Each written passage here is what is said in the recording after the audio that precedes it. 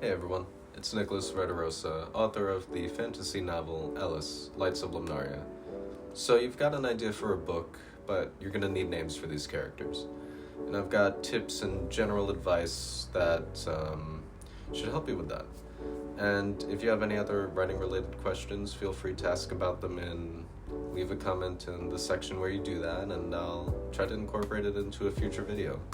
But back to this one. And that's tip 1, respect your genre's giants.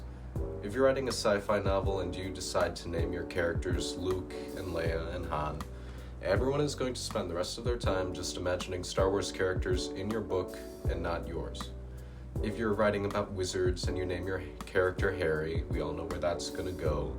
You're going to be expecting Ron Weasley and Hermione to show up, and it's not going to bode well for your book.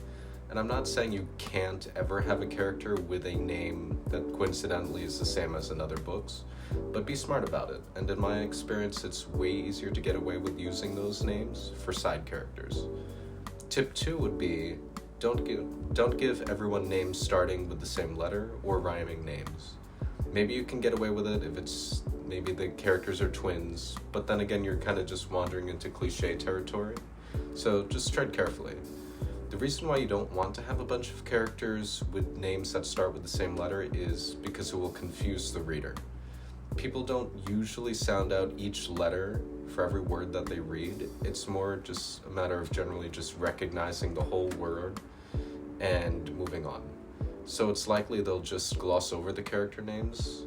And if you have Lucy and Laura and Luna and Lauren in the same page, it will be an absolute pain for the reader to process. And it's the same if they're trying to differentiate between Brayden and Caden and Aiden.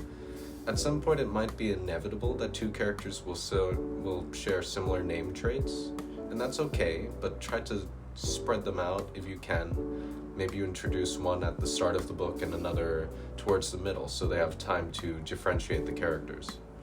Tip 3 is self-inserts and when they won't be advisable.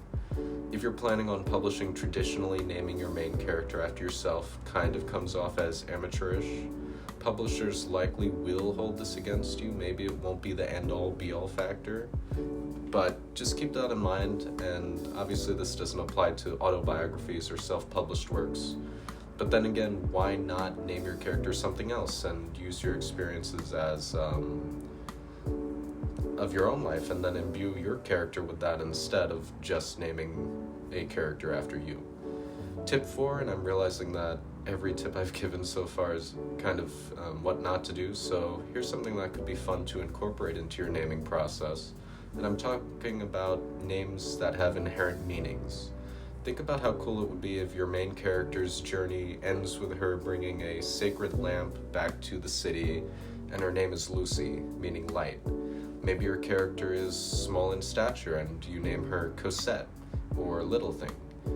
Now, I'm not saying every character needs a matching meaning to what they do in the story, and in fact, I think it would be very difficult to do that with every character, but it's something to consider if you have either no ideas for a name, but have a solid theme for your novel, or just like matching what your characters do in accordance with their names. But that's all I've got, and I hope that this gave you a different angle you can incorporate into your writing process. And that's all for now. Feel free to comment suggestions in the comments, and good luck and God bless, and I'll see you next time.